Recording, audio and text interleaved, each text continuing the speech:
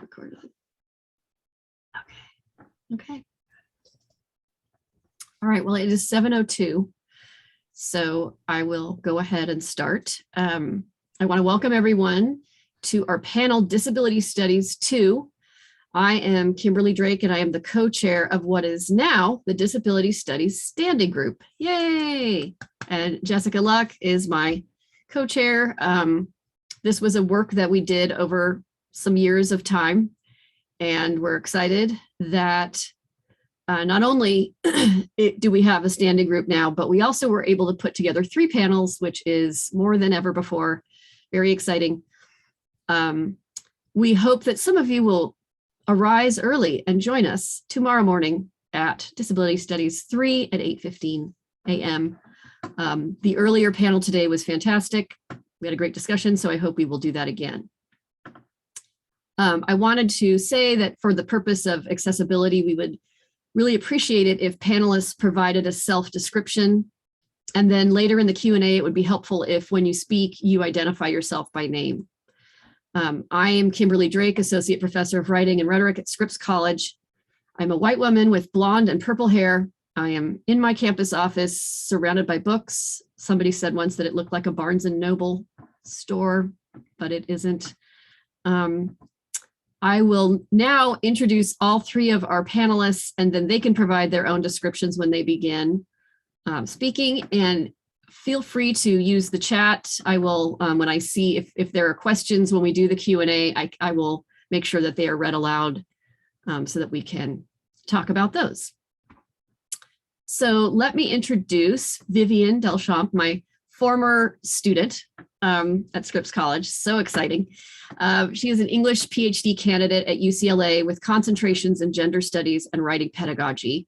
Her dissertation argues that 19th century American literature appropriates medical models to explore diagnostic methods of identification and interpretation and to articulate undiagnosable dimensions of disabled life. She loves to write about and teach with queer crip theory, poetry by disabled writers, Black feminist scholarship on the politics of care, illness narratives, 19th century short stories, ballets, contemporary Indigenous poetry, and the Americans with Disabilities Act. A disabled dancer, Vivian also advises the Disability Law Journal at UCLA and instructs the Dance Sport Club at UCLA. So take it away.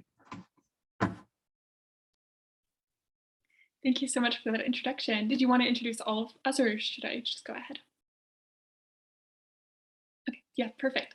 So first, share that. So thank you again. My name is Vivian Delchamps. I am a white woman with brown hair.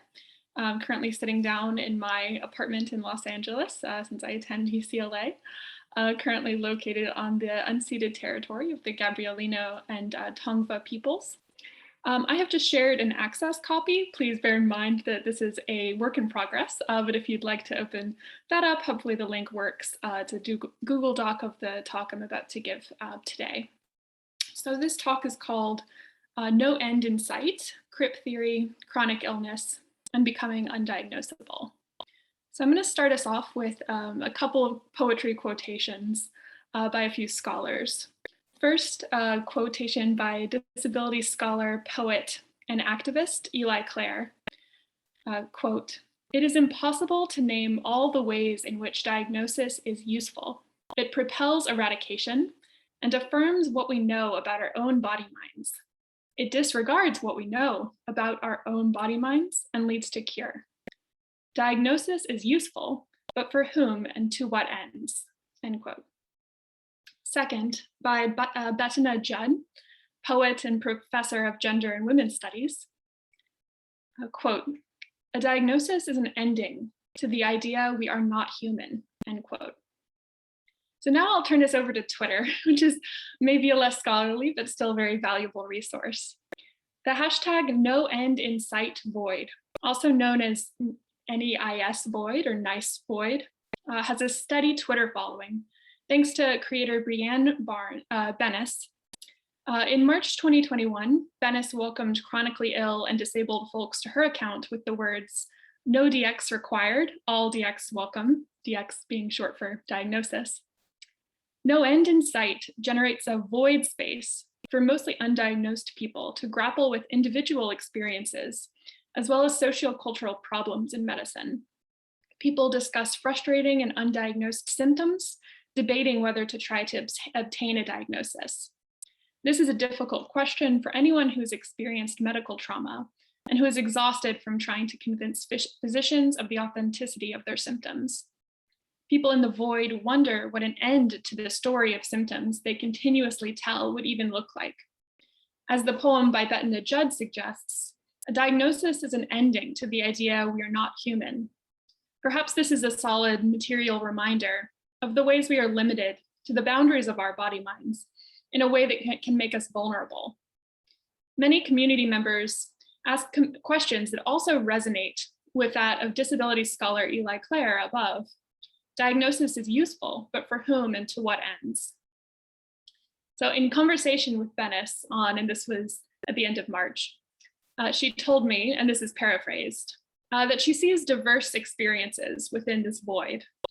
Some people will not be satisfied until they find an underlying explanation. Many need a diagnosis for their insurance to cover treatments. Others need support, accommodations, and treatment. People almost universally describe finally obtaining a diagnosis after years of searching and being called a fraud or a whiner as validating. Part of Bennis's work seeks to make Black, disabled, undiagnosed communities safer. Many women, especially women of color, share personal experiences about how their symptoms are attributed to mental illness like anxiety or to body weight. This serves as a dismissal of symptoms, which also further stigmatizes mental illness and fatness. Many people are aware that Black pain is not taken seriously and that much of diagnostic criteria is based off white skin. Once you are diagnosed, according to Bennis, memories take on a new shape. You leave uncertainty, but enter another kind. Diagnostic taxonomy is supposed to work through organization. Bennis suggests that we must organize around what actually helps people, asking, where is the support? So I come to this paper out of a desire to think through what it might mean to be and organize around the undiagnosable, something I will begin to do by looking briefly at Charlotte Perkins Gilman's history and writing.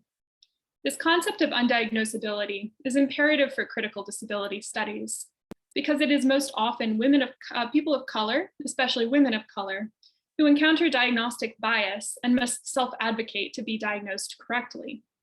As many disability scholars, including Margaret Price, Eli Clare, Alison Kafer, Ellen Samuels, and Sami Schalk, as well as health humanists such as Nicole Lee Schroeder, have argued, diagnosis is political and fraught. It is often required for accommodations and is wielded to control marginalized populations. I add to their analyses the idea that to become undiagnosable might be empowering if one is hoping to avoid being handed the world's most heavily stigmatized conditions. While disability studies in general sometimes seems to frown upon people refusing to or not wanting to come to terms with certain identities, it is important to remember that there are myriad reasons why a person might, for cultural and professional reasons, never come out crip, to borrow an expression from Ellen Samuels. Samuels does intersectional work between disability studies and queer studies to better convey that we might know people need to remain in the closet, so to speak, so we must respect any who do not have crip pride or wear their diagnosis on their sleeves. To become undiagnosable is in some ways like invisibilizing one's own disabled identity. This might be done to preserve a person from the ableism, which we know can bring about slow death and debility, now swiftly borrowing phrases from Lauren Berlant and Jasbir Poor. One might critique the violence that occurs when physicians do not or will not believe symptoms, while also acknowledging that becoming undiagnosable or hiding diagnosis can be life-saving and or empowering acts.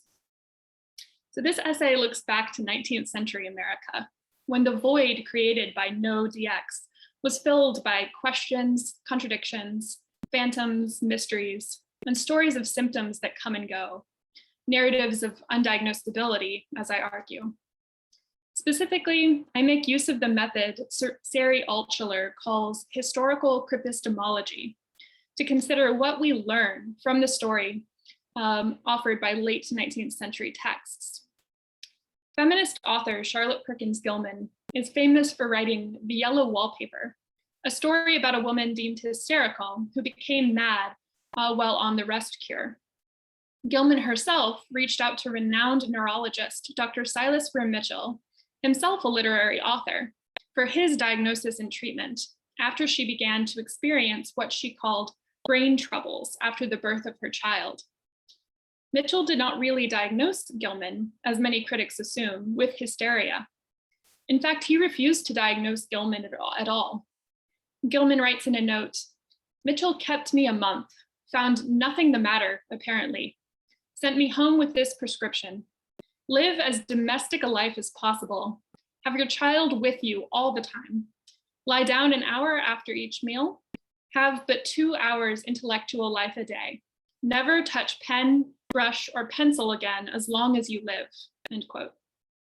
Mitchell left his patient in the dark, in the void, we might say, and yet prescribed his dangerous rest cure treatment, calling for isolation, physical inaction, massage, electrical stimulation, and fattening. So in a way, he did diagnose Gilman, interpreting her as hysterical, even while he dismissed her concerns. There was still no end in sight for her confusion, but there was a sentencing, an ending to call back to the Judd poem. Gilman's own insistence that she was undiagnosed, and in her short story, her narrator's insistence that hysteria is an unsatisfactory diagnosis which lacks meaning, should be taken seriously, given new conversations about patient agency. So Gilman's story, which is often read as a Gothic horror story, is now famous thanks to the critical work of feminist scholars beginning in the 1970s. These scholars aptly noted that the story challenges the silencing of women, which was fraught in the 19th century, an era that witnessed cultural conflicts and conversations about the paradoxical epidemic of hysteria. A diagnosis of hysteria was often taken seriously and understood in biological terms. Sometimes it was associated with problems in a woman's uterus, but often it was attributed to any person's nervous system. Removed from the DSM, the Diagnostic and Statistical Manual, hysteria has been replaced somewhat by conversion disorder or functional neurologic disorder, when a person experiences neurological symptoms not attributable to any medical condition. Women are also 2 or 3 times more likely to receive a diagnosis of conversion disorder than men. The label hysteria came with often experimental treatments, and for some privileged patients, life changes we could consider early accommodations. Hysteria had as much to do with race as it did with womanhood. As Laura Briggs and Sandra Gilman suggest, this condition was reserved often for upper-class white women who were both bound to the domestic home while on the rest cure and did not have to continue doing much labor while they were on the bed rest that slowly harmed them. After surviving the rest cure treatment, Gilman famously mailed Mitchell her short story, Yellow Wallpaper, claiming that she was trying to put an end to his methods. Many scholars assume that the act of working again, of writing the story, cured Gilman, but this is not necessarily true, for Gilman experienced depressive illnesses chronically. Further, Gilman's claim that Mitchell stopped prescribing the rest cure after he read her story is probably, unfortunately, also untrue. Feminist scholars declared that her story diagnosed the rest cure as a sexist problem, a part of patriarchal efforts to control women and confine them to motherhood, and then cured that social ill by publishing the Yellow Wallpaper. Believing that Gilman somehow cured a patriarchal problem when we have records that Mitchell continued to prescribe the rest cure is wishful thinking that ignores realities of ongoing oppressions and ignores chronic temporalities. So my close readings of the Yellow Wallpaper, which I will barely touch on here, revise past scholarship that relies on an overcoming disability narrative that attempts to resolve the story's mysteries by revising the story into language fit for sane readers. The story is a fictional account of an ill, young, unnamed wife and mother, whose physician husband, John, takes her to the country to recuperate. The narrator is put on the rest cure, and Mitchell is referenced explicitly. The story is cast as a series of the female protagonist's diary entries, which she writes disobediently, since John has forbidden her from holding a pen.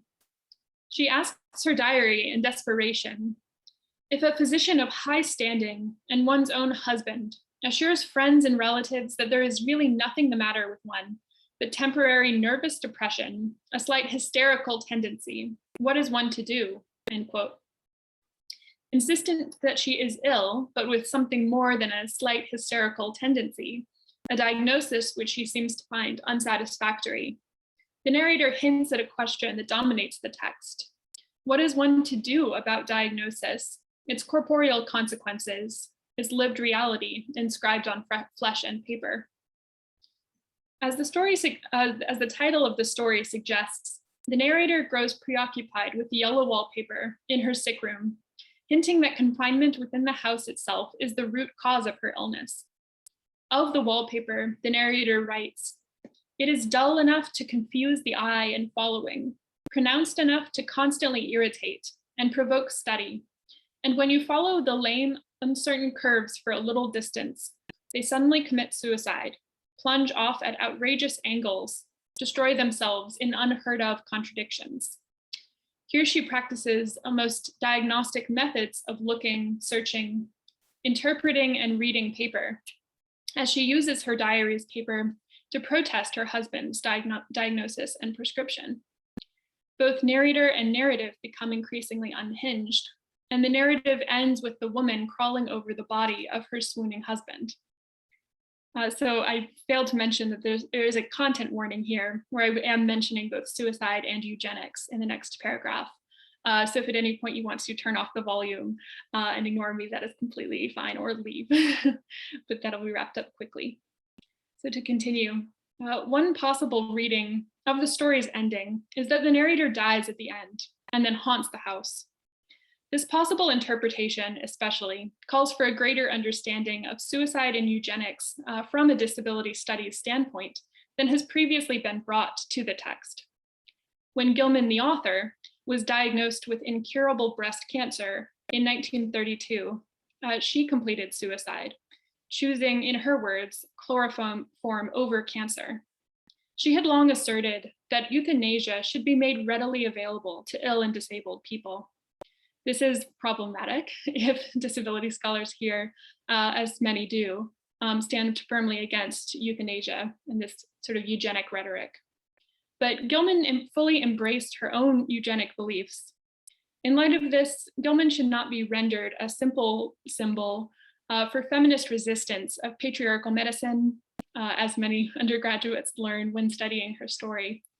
Her views on disability and race, which are sometimes quite constricting, and her own lived experiences are complicated, unruly, and do not fit neat argumentative boxes, in keeping with the messiness that often productively characterizes the complicated and diverse field of disability studies today.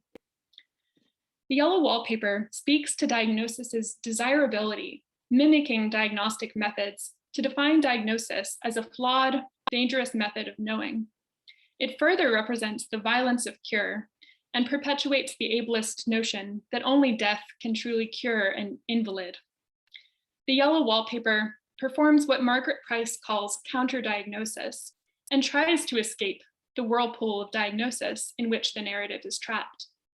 The ambiguity and possible death at the end of the story, the narrative's, quote, creatively disruptive strategies, end quote, to use Price's phrase, signal Gilman's internalized ableism and sanism, as well as her very legitimate understandings of the ways disability is rendered delegitimate. Further, the story performs a kind of restoration that unsettles notions about diagnostic stability. In Eli Clare's framing, cure is a form of restoration that requires elimination and enforced regression. Gilman's narrator is prescribed rest, a seemingly non-violent restorative prescription. However, the story emphasizes matters of maternal heritage and health, criticizing the inept physician husband who made that prescription. Rest destroys the narrator's control, while restoration, the destruction of an actual home, is then performed literally. For the narrator fights her physician husband in, quote, ancestral halls, in a home described as haunted in the story's first paragraph. Quote, a colonial mansion, a hereditary estate, I would say a haunted house, and reach the height of romantic felicity, but that would be asking too much of fate. Still, I will proudly declare that there is something queer about it, end quote. The narrator later thinks seriously of burning the house and rips at the wallpaper. Diagnosis and cure always involve targeting an object that might ideally be destroyed. Diagnosis's absence further leads to destruction. Gilman's story suggests that sometimes this destruction is necessary to tear down, in this case, literally institutional causes of suffering. At the end, we are left with a torn up hereditary estate, a phrase that signals the hereditary nature of the narrator's madness, hinting that even though the room is wrecked, even if she is dead, her condition will be passed on and not eradicated. In conclusion, just as today people seek diagnoses to find answers to their confusing, agonizing, and stress-inducing symptoms, people in the 19th century turned to medical authorities to better understand the complex nervous systems that seemed to be at the root of so many debilitating disorders. Yet physicians used their knowledge about disorders to prescribe expensive treatments and bring about a social control. These issues are all tangled in Gilman's text, the plot of which twists and turns in unheard of contradictions. Literary analysis offers opportunity for us to grapple with those ambiguous parts of disabled experience that seep beyond diagnostic boundaries. Thank you.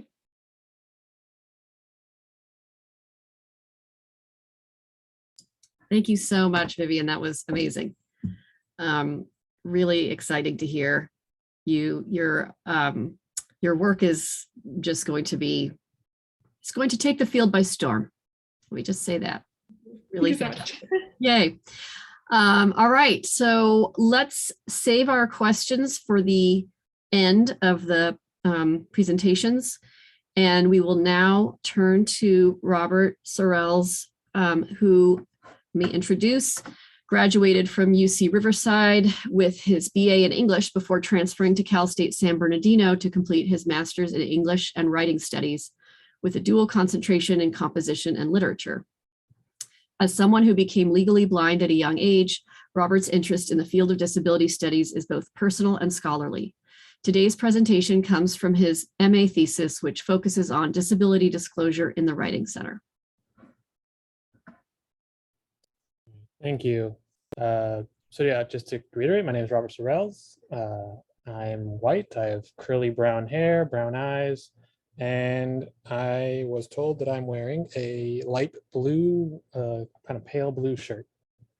And I'm presenting from a blurry void thanks to the virtual background feature on my computer. So before I begin, I would like to kind of just disclose that because of my visual impairment, I mostly rely on screen readers and large print when I do a lot of my reading, but it's not very useful when doing these kind of like official presentations. I can't necessarily just read off like a script that I've prepared ahead of time. So what I'm going to be doing is I have a list of bullet points. I've rehearsed and tried to memorize all of the points that I want to talk about.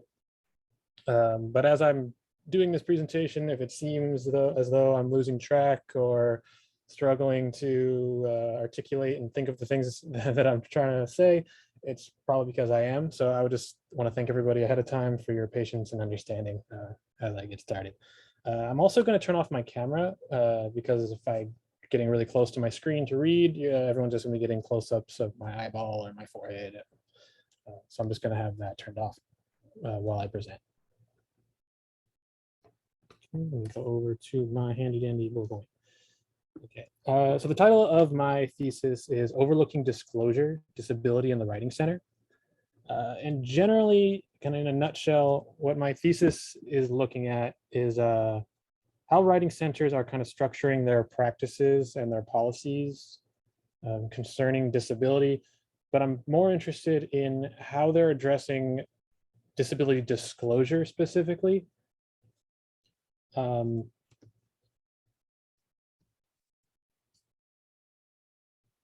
my thing closed out on me real quick. Okay, so I focused my analysis on a recent Writing Center Studies anthology, Writing Centers and Disability, that came out in 2017. Yes, 2017. And I'm noting how select articles in that anthology, in suggesting practices and policies, tend to approach disclosure specifically from kind of a problematic standpoint. And this is despite their kind of arguing for their commitment for inclusion and accessibility. So I argue that there are two major assumptions that kind of influence the practices and policies the Writing Center Scholarship has been making, especially when considering disclosure. The first assumption is that disability creates a unique challenge for the quote unquote typical tutoring session, and it therefore requires it needs to be identified, and then it needs to be dealt with in order to make the session as quote unquote normal as possible. Then the second assumption, which kind of stems from this first assumption, is that when you assume the disability is a challenge that needs to be addressed first and foremost in a tutoring session, the first part of that, to identify the disability,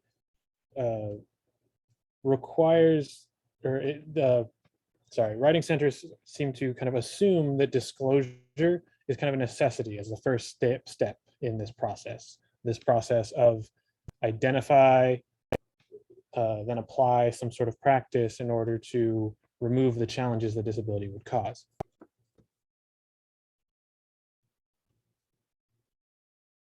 And in doing so, we kind of get one of two things happening. We'll either have scholarship that directly argues for the necessity of disclosure, or we'll have scholarship that completely overlooks disclosure, doesn't mention it at all, because they're assuming it to be such a necessity that it's just going to happen, or it needs to happen first and foremost. I'd also like to highlight that while many articles in the anthology that I'm referring to or analyzing do focus on like faculty and tutors with disabilities, my focus is primarily on students with disabilities and the practices and policies that are being made to address them when they come into the center. So there's a lot of kind of problematic stuff going on with these two assumptions. With the first assumption, the thing that's most concerning about it is how closely it resembles the medical models of approaching disability. It's essentially arguing that disability is a problem that needs to be identified either through disclosure or in some cases diagnosis, and then a particular practice or cure needs to be applied to remove the disability from the equation for the sake of normalcy. I'm kind of covering through bullet points organically without really reading them. So let's keep scrolling down. So with these two assumptions, what I'm kind of identifying is an increasing trend in Writing Center scholarship of suggesting impairment-specific practices. These are like practices that are aimed to target specific impairments when they come into the Writing Center. And what this looks like in practice in the Writing Center and Disabilities Anthology, there's an article by Julia Garbus, which is one of a handful of articles that I critique in my paper, but I'm just going to mostly focus on hers. So her article, Mental Disabilities and the Writing Center, Challenges, Suggestions, and Opportunities, aims to highlight various challenges that different mental disabilities create when students with mental disabilities come into the center. It then, as the title suggests various accommodations that writing centers could employ. And then it argues how these accommodations could provide opportunity for students with or without mental disabilities. For example, she has a section where she identifies one of the challenges that a lot of students with mental disabilities have involves just the lighting itself in the writing center. Sometimes students prefer to be in dark areas. The fluorescent lightings could affect their ability to focus on the session. So she suggests having different spaces in the writing center that can be used depending on students' preference. And then this creates an opportunity because regardless of whether students have the mental disabilities or not, they could still request to sit in whatever area depending on their lighting preference. In one section, however, that I critique in her article, she highlights a plan in which the writing center would request students with mental disabilities to fill out a consent form, which would allow writing centers to gain access to the records of the Disability Service Office on campus. This would include like records on specific students' accommodations, on their disabilities, their official medical diagnoses.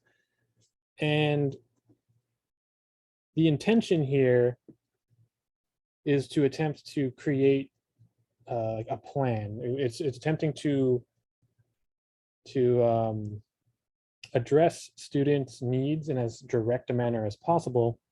However, there are a handful of problems that I see in this approach, in particular in the way that it kind of mimics a lot of what we see with other impairment-specific practices, is that it first kind of sets students with disabilities aside, puts them into their own category outside of non-disabled students. It also, part of the plan includes like what happens if students don't necessarily want to disclose that information. She has a section where she essentially argues that tutors would then be taught to identify the signs. They're essentially being encouraged or taught how to diagnose mental disabilities in the case of students not wanting to disclose their own mental disabilities, or in the case of students not knowing that they might have a potential mental disability. And then the tutors could then recommend that the students would fill out the consent form or go seek disabled services on campus. But with this practice and with impairment-specific practices in general, there are also a handful of other problems and concerns that I have. First, there's the fact that it would be impossible to necessarily create practices that would address every impairment that could potentially come into the writing center. There are far too many that you wouldn't be able to train, as a lot of what these practices are proposing is to train tutors with specific like formulas. If a student with X disability comes in, apply this practice or offer these accommodations. Second is even within general categories of impairments, there are infinite variations in individual impairments. For example, visual impairments, like myself or students with other visual impairments, on the spectrum of visual acuity, there's a wide range where you can land on that spectrum. And depending on your visual acuity, you might have very different needs. So if you tried to, say, train tutors to apply specific practices when visually impaired students come in, there's always a chance that those practices just won't work for specific students. Students might have widely different needs. And third, it's concerning how these impairment-specific practices are kind of cueing tutors to be wary or on the alert of impairments when they come into the center, because of the way that it necessitates the need for either disclosure or diagnosis. And finally, impairment-specific practices are no different than one-size-fits-all approaches that writing centers have been kind of pulling away from for a long time. For some time, writing centers have acknowledged how these like one-size-fits-all approaches, for example, tutors used to be taught that the student, when they come in for a session, needs to always be in control of their paper as kind of a set rule. However, some students, say myself, if my visual impairment comes in, I can't read my own paper, so it's actually more beneficial for the tutor just to read my paper aloud. I can catch more mistakes that way, and that just works better. Or if students, even without visual impairments, might still prefer the tutor to read their paper aloud, tutors at one point were trained to not do that. And so there was a lot of frustration that would come up from students and tutors. And so essentially what we have is kind of a double standard forming, where on one hand, writing center scholarship is acknowledging that one-size-fits-all approaches don't work. And yet that's kind of exactly what we're proposing or leaning towards when it comes to disability, because of the assumption that disability is this unique problem that needs a unique solution to solve. And so what do we do about it? And I don't necessarily have any kind of revolutionary idea here. What I argue should be done is essentially what other scholars such as J.M. Demsby, Carrie Rinaldi, and Allison Hitt have also kind of argued when they critique the practice of shaping approaches around impairments rather than student need, is that we don't shape practices, we don't specify practices around impairments, but instead we focus on students' needs. We instead encourage the training of tutors to be flexible and adaptable, and so it goes, and there's a big difference between having students disclose their disabilities and having students disclose their needs.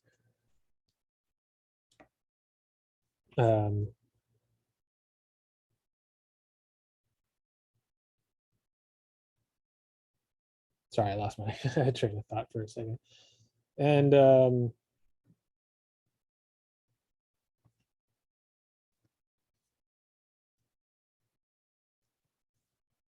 actually, yeah, that's actually that's kind of all I really had in my kind of final what do we do about this is just kind of keep leaning towards where writing centers are already kind of going, and don't necessarily set disability aside as this unique challenge. Okay, thank you. Thank you, Robert. That was fantastic. Some of my students and I read that article last spring, and I already have fan mail coming your way because they did not like that article, and they were not as articulate as you just were about how exactly what was wrong with it. So yes, that was wonderful. Thank you so much. Okay, so now it looks like we have our third panelist, and you have, let me make sure I'm saying your name right, Agnibha Banerjee? Yeah, Agnibha. Agnibha, okay. Language, but it's absolutely fine. Thank you. I know that you had said in the chat that you're having a little bit of trouble with your, is that still happening? You're a little bit of trouble with your video and your Wi-Fi? Yeah, I'm on mobile internet now, which seems to be very unstable. So when I read, I would switch off my camera, and hopefully the mic is working fine. Okay, let me do a little introduction of you, and you can then describe your image for everyone, and we can get started. Yes, totally feel free to turn off your camera. So Agnibha Banerjee is assistant professor in the Department of English Language and Literature at Adamas University, India.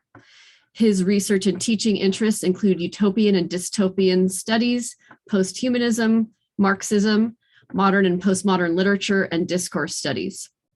His most recent essay on Kazuo Ishiguro's Never Let Me Go has been published by the SFRA Review in 2021, and his chapter on Virginia Woolf's Orlando has been accepted for publication in the book Beyond Identities, Interdisciplinary Perspectives on Gender by the London Centre for Interdisciplinary Research.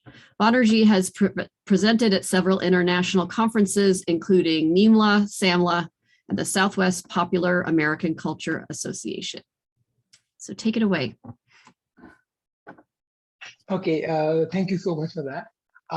So my name is Agnibha. I am wearing a brown long kurta and red jacket, and I'm in my room.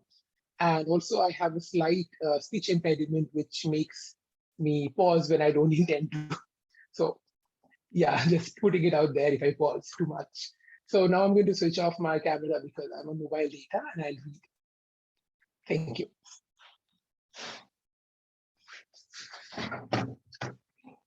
Okay, so my paper is titled "You Were Less Than Human, the Commodification of the Disabled Non-Human in Kazuo Ishiguro's Never Let Me Go." Recent breakthroughs in robotics, biotechnology, and genetics have augmented interest in the intersection between technology and disability. Far from being perceived as an unalterable fact of embodied existence, the human body is increasingly viewed as imperfect and modular, a device to be optimized and upgraded to suit an ever-changing array of needs. These needs are in tune with market demand, for it is the market economy that decides what the body is supposed to be. Moreover, rapid strides in the development of assistive technology as well as genetic screening have resulted in a technophilic optimism that aims to restore, quote unquote, to the disabled body its ability to meet normalized standards of functioning, or perhaps more poignantly, to ensure that there are no disabled bodies in the first place. Technology becomes a corrective mechanism to restore the disabled body to the labor market.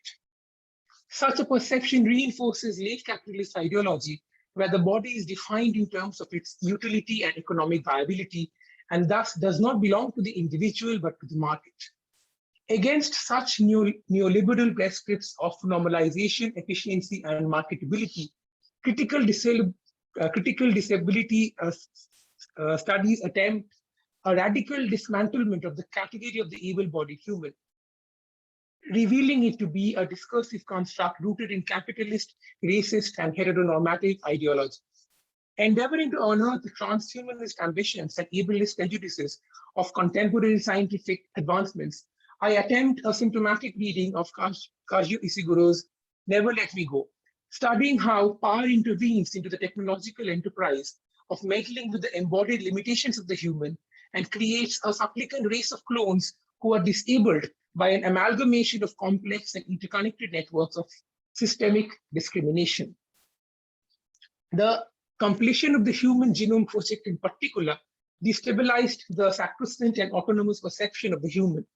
The gene was discovered to be malleable, prone to modifications and manipulations through the technology of genetic engineering, slicing, and replication.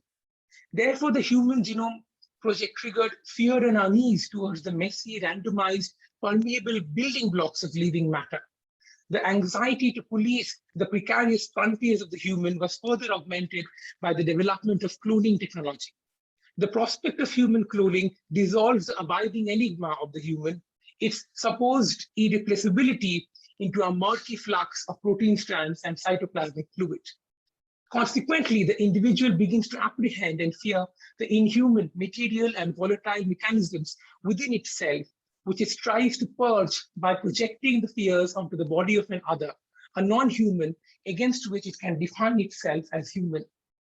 This terror of an erosion of difference between the human and the non-human, exposing the undifferentiated entanglement of genetic matter, and augmented further by a disavowed awareness of identification, results in the protective projection of our fears and anxieties onto the form of the embodied human clone, who is denigrated and, in Ishiguro's Never Let Me Go, commodified and murdered.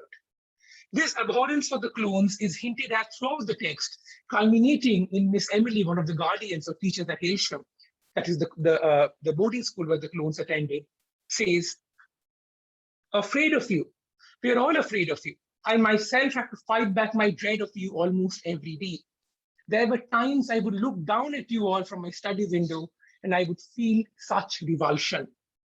What provokes this primeval dread is perhaps an unconscious awareness of the inhuman mechanisms within the human itself, the clockwork framework and arbitrary coding of biochemical data that genetics argues are the governing algorithms of all life. Such a terror of the non-human is analogous to an ableist apprehension of the disabled body. Disgust, as William I. Miller points out in The Anatomy of Disgust, is a reaction to, and I quote, something perceived as dangerous because of its putative power to contaminate, infect, and pollute by proximity. Non-disabled disgust stemming from an awareness and fear of the messiness, fragility, and mutability of bodies designated as able serves as an allowance for the sequestration and mistreatment of disabled people. Therefore, it is not their difference from the non-cloned able-bodied humans that dooms the disabled clones to institutionalized genocide, but a fear of the eradication of that difference, of an overarching uncanny similarity that threatens to undermine the humanist idea of the autonomous subject. As Bill Hughes points out in his essay, we are all slimy, leaky, gross, and sticky in the process of becoming, of being incomplete. Only some, however, are destined to be defined as such and therefore assigned by culture to the chaotic world of the in-between, the aberrant, the anomalous. In Never Let Me Go, the clones, disabled both by extraction of their vital organs and by the expulsion from the category of the human, face a similar disgust that reinforces their peripheral position as a reassuring other to the normal human. The vestiges of resistance, counter-narratives against the hegemonic exploitation of the clones as disposable means to an end that remain in the novel take the form of the humans using the clones' artwork to determine whether or not the latter qualifies human. This, however, serves not to alleviate their exploitation, but to further enmesh and implicate the clones in a network of liberal humanist pan-knowledge structures that reinscribe their dehumanization. Tommy, one of the major characters in the text, inquires of Miss Emily, why did you take all our stuff away? Why did we do all that work in the first place? Why train us, encourage us, make us produce all of that? To which Miss Emily says, we took your art away because we thought it would reveal your souls. Or to put it more finely, we did it to prove you have souls at all. Ironically, it is precisely this attempted identification of the human, who in humanist thought is the exclusive proprietor of the soul, through a flawed appeal to romantic conceptions of art that dooms the clones, calcifying their position as disembodied and disemboweled utilities. The rich and complex inner lives and emotions of the clones are thus appropriated and commodified only to serve a humanist agenda of pity and sympathy, akin to the ableist perception of disabled life. Such ableism further ostracizes and reinforces the perception of the clone as the other than human and therefore less than human, to be pitied from a distance, to be treated as a homogeneous collective, not distinct individuals. When the young Kathy hugs a doll and dances to the fictional song Never Let Me Go, she realizes that Madame, that is the school principal, is observing her from a distance. Kathy notices that Madame's eyes are brimming with tears as she hurriedly brushes past her. Years later, Kathy, believing Madame knew why she was unhappy, asks her, you say you're not a mind reader, but maybe you were that day. Maybe you read my mind and that is why you found it so sad. Madame, however, clarifies, that's most interesting, but I was weeping for an altogether different reason. When I watched you dancing that day, I saw something else. I saw a new world coming rapidly, more scientific, efficient, yes, but a harsh, cruel world. And I saw a little girl, her eyes closed, holding on to her breast, the old kind world, the one she knew in her heart which would not remain. And she was holding it, pleading never to let her go. That is what I saw. It wasn't really you, what you were doing. I know that. Particularity of Kathy's feelings is thus reduced to an unintelligible backdrop, an occasion for Madame to philosophize on the rise of technoscience. When Kathy and Tommy demand to know why they were not taught at Hailsham to understand the reality of their situation as clones, Miss Emily, far from realizing how deeply the clones feel cheated, instead congratulates herself for deceiving them. Look at you both now. You build your lives on what we gave you. You wouldn't be who you are today if we hadn't protected you. Operating within such myopic self-righteousness, the ableist project of using the clones' creativity to help them pass off as humans fails, ultimately to sway the majority of the human population. And in the techno-capitalist world of Ishiguro's text, human cloning for organ harvesting continues to persist.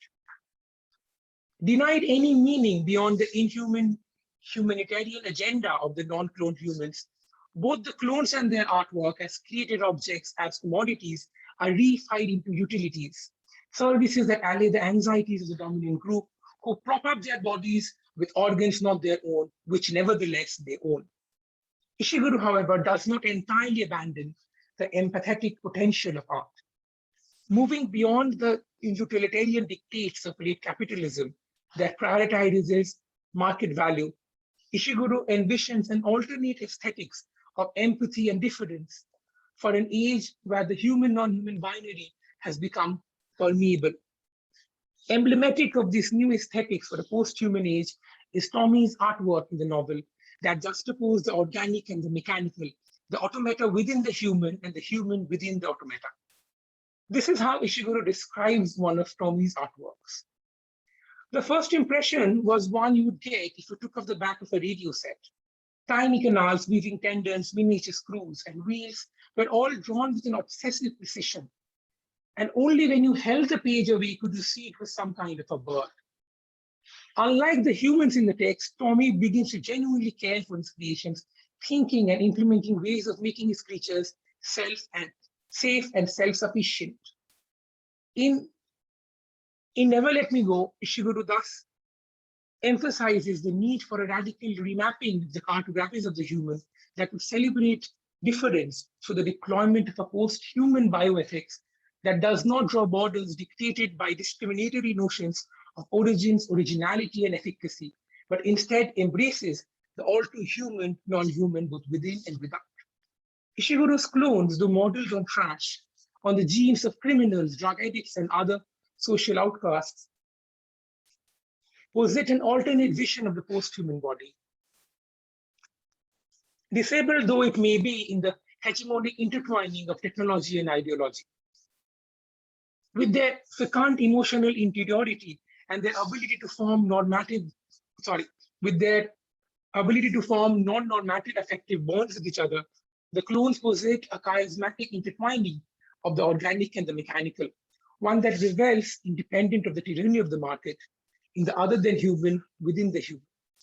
Examining the construction of disabledness in Never Let Me Go thus reveals that the parameters of all and any type of embodiment are uncertain and resistant to definition.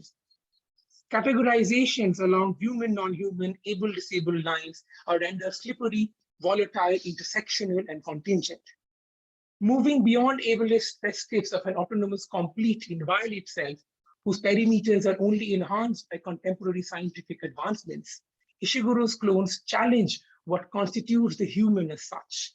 The human self is revealed to be in a continuous, complex, and perilous process of becoming that is always incomplete, always transitory, always an assemblage of the organic and the mechanical, the natural and the artificial, such that these categories themselves become indistinguishable from each other.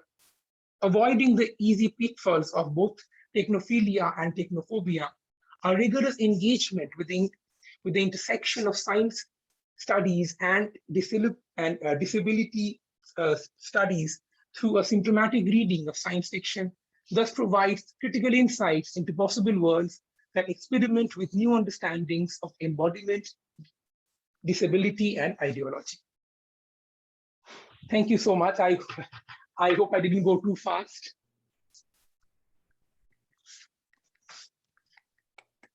Thank you.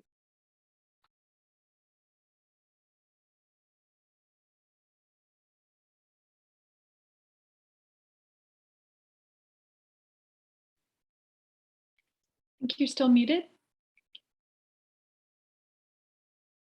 I'm totally muted. I was just praising and praising away. I was just thinking about how this idea that humans are intertwined with technology is what's happening right now. And particularly in the transcription, which I cannot say captured what you were saying very well, but yes, it is. We are in that space right now, being on Zoom. It's very interesting. But yeah, thank you for that really compelling paper. So let's just give a round of applause for the three panelists we had. Thank you again all so much. And I'd like to open it up for questions. Of course, panelists can ask questions of each other. And please, if it would be helpful if you can remember, I know it's difficult to remember to identify yourself by name when you speak. We have a while before we need to stop. And before we go, I want to talk a little bit about the fact that we will need to do an election tomorrow morning of a standing group chair or co-chairs. So I will save that for the end. So please feel free to ask questions.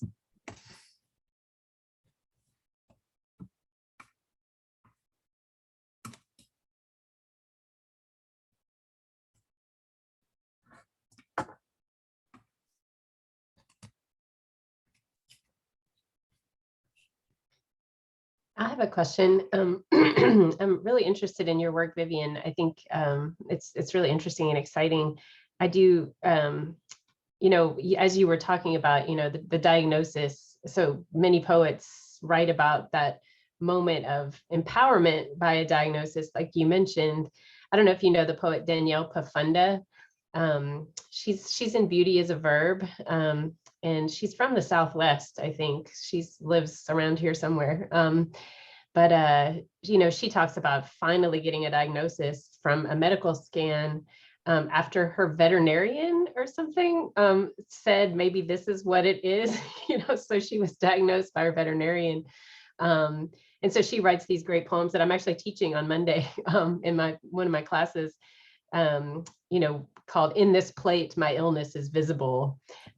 She says, for the first time in centuries, a technician can wheel me into the sick meat tube and my meat will register, which is such a nice line, right? So yeah, I just, but I'm really interested in, so that's kind of what I've focused on when I've thought about disability and diagnosis. But I like what you're suggesting. Can you talk a little bit more about this idea of the undiagnosable as almost a kind of positive or empowering category? Am I reading your, you know, that this is actually that kind of fluidity or slipperiness is actually a positive place to be rather than a kind of scary place to be? Yes, thank you. And again, this is Vivian. Thank you for your question. And I'm not familiar with this poet, but that sounds amazing and perfect for what I'm thinking about. And so much of this thinking on this concept of like undiagnosability, which is of course, you know, just a way of putting this fancily. It came from working on invisible illness. I wrote a little thing on invisible illness narratives. And I feel like invisibility has been studied to some degree within disability studies. And that seems to sort of speak to what you were saying, where, you know, you see the image on the scan show up for the first time, and that's the moment of actually being recognized. And what I like about shifting to sort of like undiagnosability instead of invisibility is because there are conditions for which there will never be any sort of visible sign. So I find that could be a productive sort of space.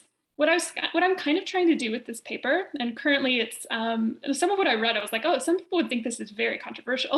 Like when I'm reading just a couple things of like the idea that undiagnosability could be empowering. I think the instinct actually could be, you know, to remember that we're currently in a pandemic, and I'm sure that the sense of not knowing and not being interpreted correctly, it's truly terrifying.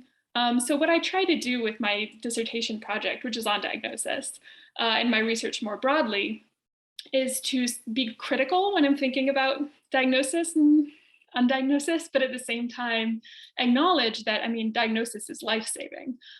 So to be undiagnosable is terrifying. It's also tremendously dangerous. So Eli Clare, and who's really influenced my project quite a bit, describes diagnosis as a furious storm. And I feel that that's really influenced some of what I'm trying to do, which is to sit with unknowns and also sit with messiness. So accept that there is kind of a contradiction in thinking through undiagnosability as potentially being an empowering space of like refusing to let other people define who you are, but at the same time recognizing that could be deadly. It also could bar one from accessing disability community, which is for a lot of people is also life-saving. So trying to just sit with all those contradictions and try to resist the temptation that I want to do of leaping into a single-minded sort of argument, but sort of to rest with that. Thank you for that question.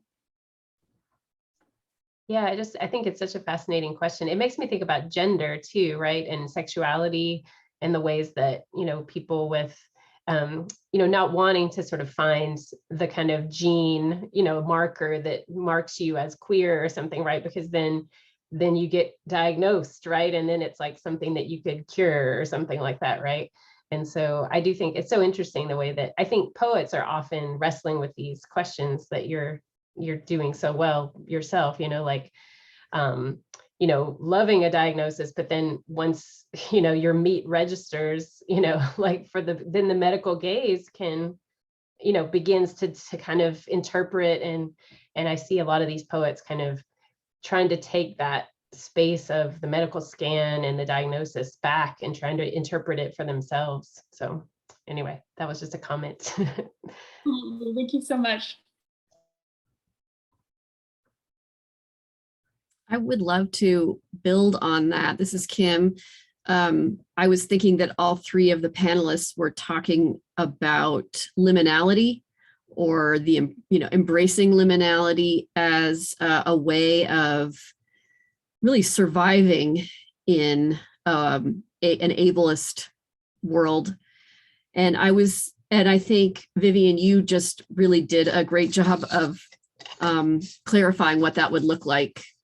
And if you want to add more, I'm happy to hear that. I think the other two panelists, I would love to hear more about it. But liminality, we heard the words messy, slippery.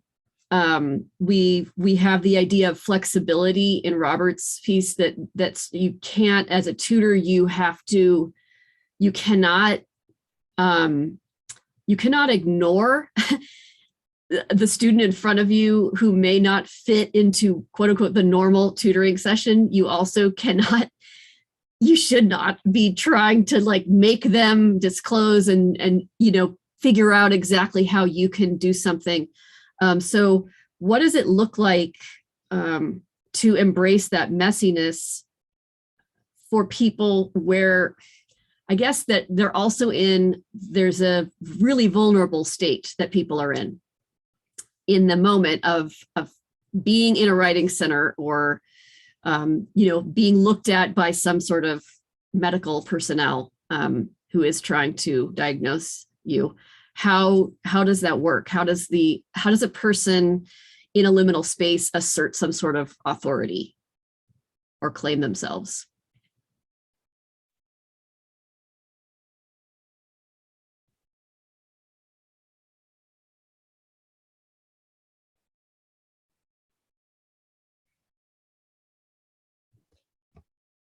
So I think thinking about the context of like being in the writing center as this kind of space. I think writing center scholarship has for a long time. We've been thinking of questions about the 2T's agency and authority when they're in the writing center.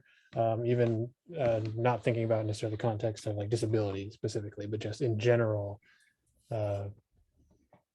what it's like coming into a space like the writing center where you're already going in there to have your paper evaluated, or so you're already going in there expecting to be judged on some level or to work with somebody on some level, that then to have a disability on top of that, and then also have like the anxieties of what is it going to be like when that becomes the essentializing thing. Like, is that if I go into the writing center and I have to start with, hi, I'm Robert, I'm visually impaired, that's going to cause these kind of challenges for us. Here's what helps me best. Could you please do that?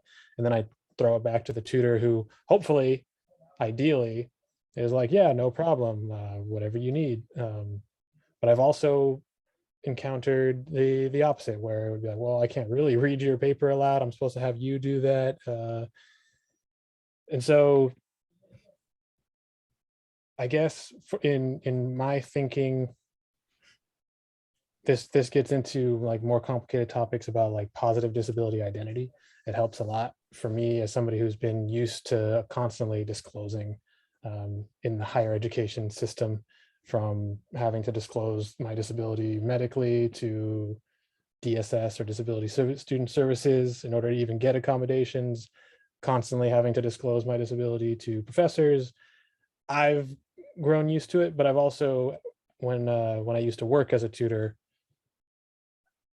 used to work with students who were not necessarily there yet, who were still grappling with what their disability meant for them as like a part of their identity. So I guess my answer is that it's just a really complicated like thing that has a lot of these, and I think this is why discussions in writing center studies around disability tends to be kind of all over the place, is that there's just so much going into it and going around it that it's hard just to say, here's the answer, here's what we do, or here's what the student needs to do with the disability, or here's what the tutor needs to do with the disability. It's going to require, I think, a lot from like both sides, if that makes sense. Yeah, thank you.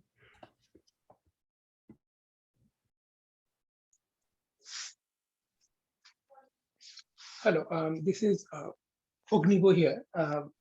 If I'm audible, I would just like to add to what Robert was talking about with a small personal anecdote.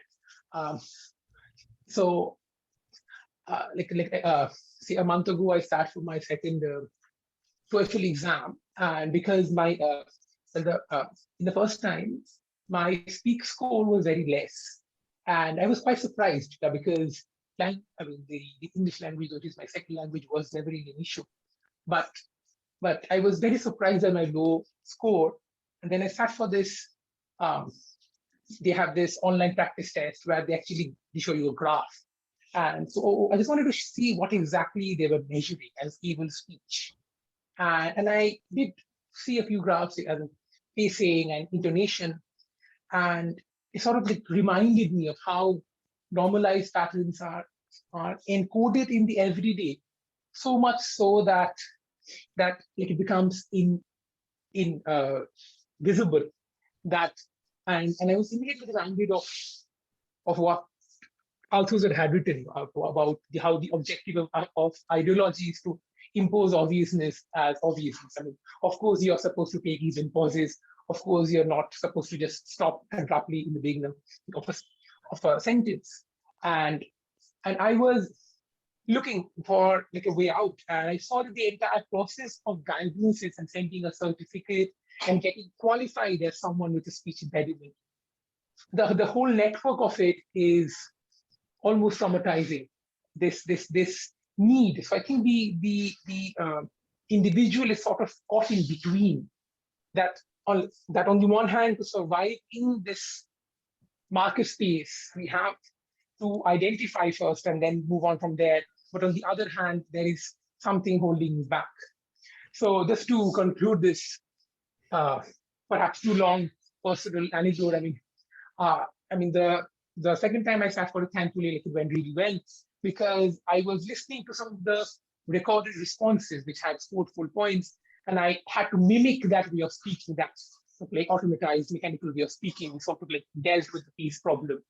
So I think in this, even if it's just like a flicker of subversion, if I don't sound too vain, in trying to like ape or to pass as able in an effort to like get what you want. And perhaps this sounds very selfish, but I believe in these spots, perhaps we can face the politics of trying to subvert. I think I took too long. I'm so sorry. No, not at all. That was really interesting. I really love this idea of mimicry as a subversion. That was really interesting. Thank you. And also note, just to sort of continue responding to Kim's question for Robert, and this is Vivian again, just that it seems like there is a common thread amongst our sort of interests in sort of passing or disclosure.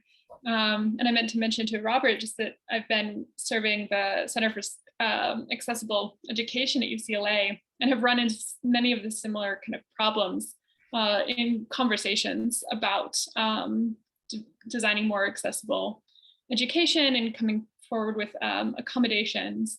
And I feel like part of the struggle is that UCLA assumes, for example, just to mention my own large university, which has like 60,000 students, the statistics state that only 5% of students identify as disabled, which is very low considering, because once you start looking into factors like students who identify with mental illness or neurodivergence, the number would go much higher. So just mentioning that it is something that is definitely worth sitting with and grappling with is how we design these spaces to be accessible for everyone, including people who are not identifying as disabled for various numbers of reasons, whether it's not having access to diagnosis or just not wanting to identify as disabled. So your comment just reminded me of the value of all of these conversations.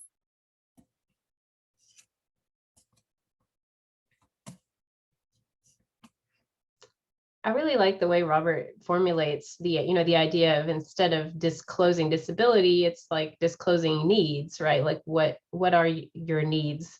I'm right now in this working group where we're trying to put together a kind of online disability studies minor for the CSU system. And so I'm working with faculty all across the CSUs, many of whom have disabilities themselves. And it's been just this study in accessibility and just people kind of, you get a group of people with disabilities together, and it's like, they know their needs and they know how to ask people if they have their needs, and they just, what needs they have. And it's just been delightful to kind of experience that much inclusivity. But I was thinking too that, those people are very much kind of empowered as people with disabilities and have a lot of awareness of what their needs are. And I wonder in some ways if some students, coming to the university for the first time who have disabilities may in some ways not know it's okay to ask for certain accommodations, like, I don't know. I wonder if Robert or any of you have any thoughts about that, that these are not going to be students coming in, like being like Crip power, they're going to, may not have that sense of empowerment about their own needs.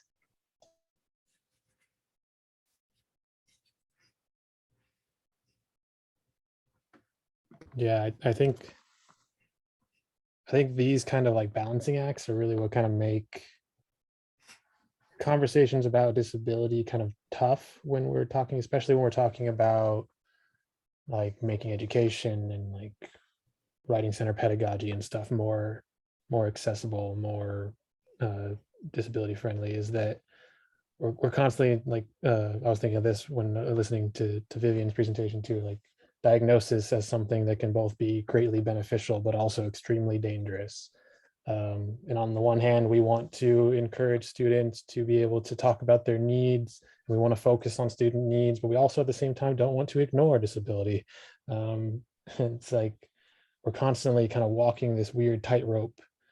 And kind of to your question, Professor Luck, I do remember like my first starting off in college, having zero idea how to get accommodations, having even zero idea on what kind of accommodations I even needed, like who do I talk to?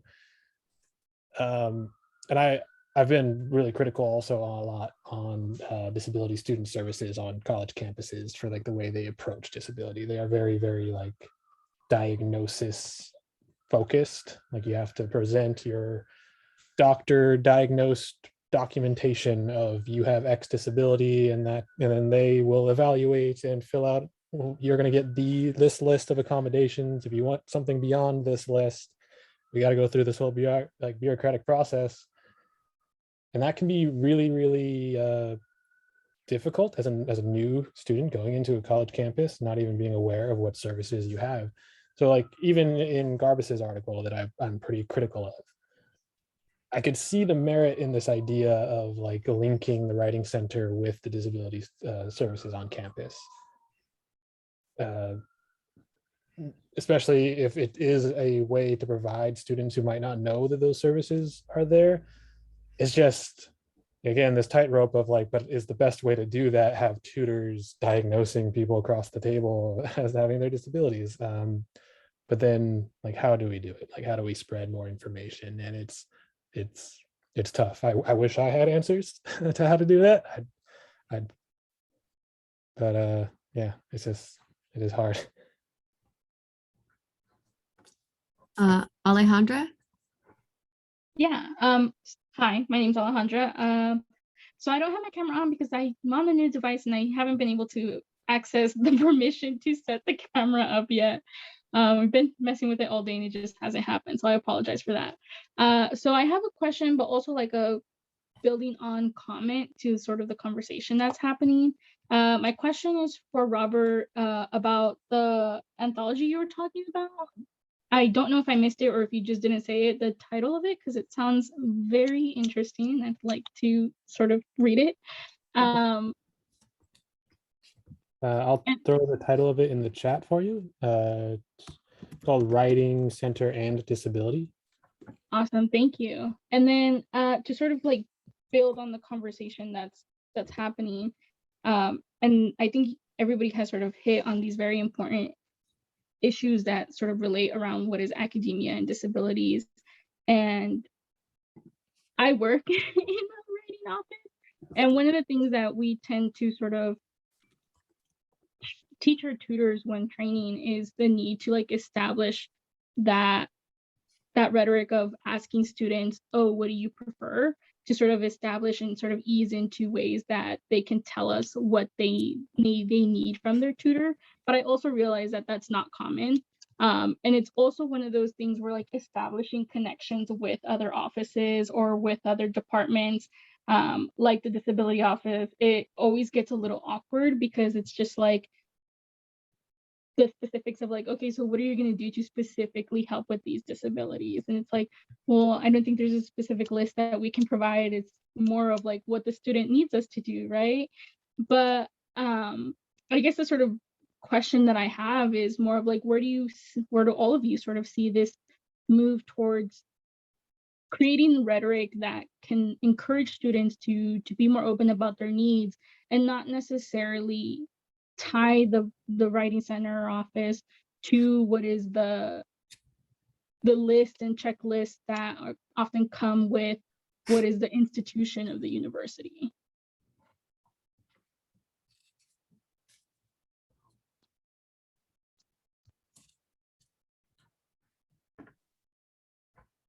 This is Vivian again. I think this is a really interesting question, and yeah, great that you're working with the center. I mean, regarding about like kind of what to do, this is certainly a question many of us who are involved with like writing and with Centers for Accessible Education are having to sort of struggle with. And there's definitely always going to be this situation where there's going to be students who are never going to be open about asking for what they need. And I think it's just important to recognize that that's like not necessarily a bad thing. And this again is coming back to that question of like, how do we struggle with that tension of pride, of like crit pride and acknowledging just difficulty.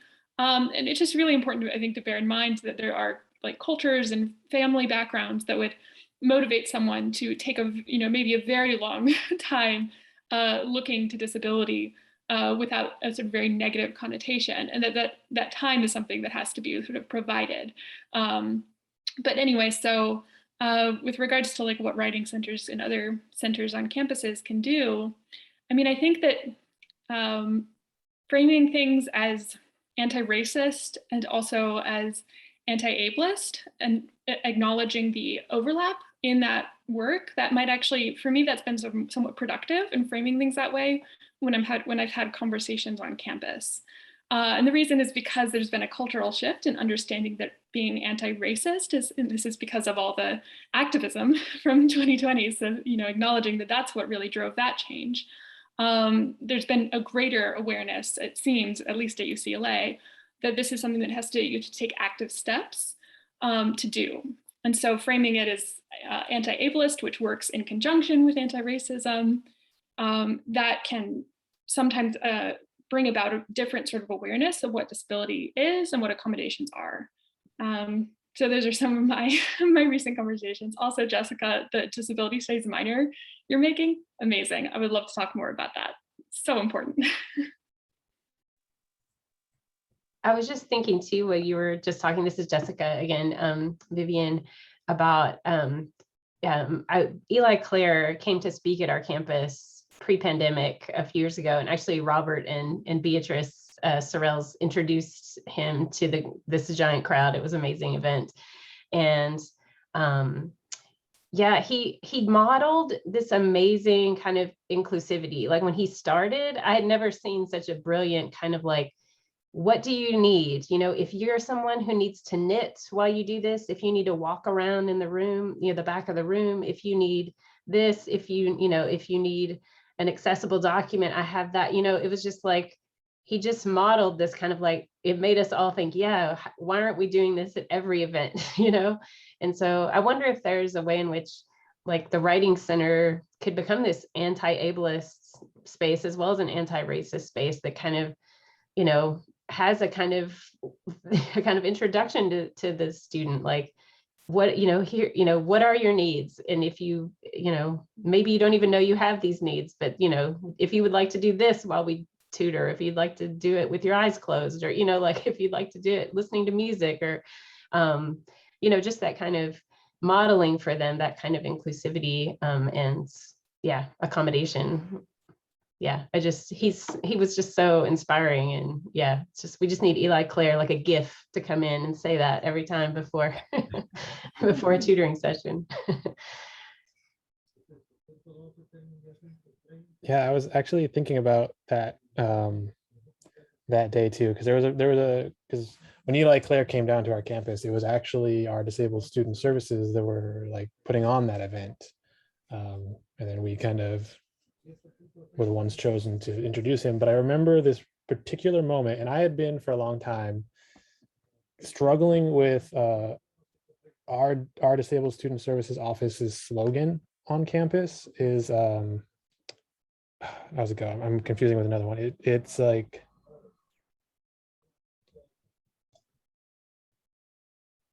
Is it like abilities define you or something? Yeah, abilities define you. I was thinking like define yourself by the ability, but that didn't seem right. Yeah, it's abilities define you. And I'd been for a long time like struggling with the kind of that rhetoric and what that says. Like abilities define us, but at the same time, it's like, but I identify as disabled. It's like not abled, but with a visual impairment. It's like I would argue I'm more defined because I have a positive disability identity with my visual impairment. I define a lot of my personality, of what I like, how I perceive myself from my disability. So like this kind of like, it's this kind of attitude of like, no, don't worry about the things you can't do. Let's focus on the things you can do. Kind of rhetoric that can be like problematic, but it sounds good.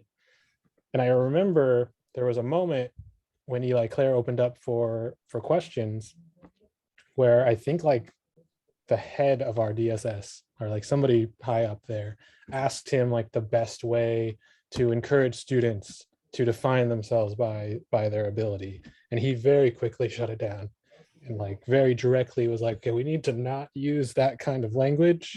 And it was this moment of like, yes, cool, I'm not the only one thinking like that this is not the best.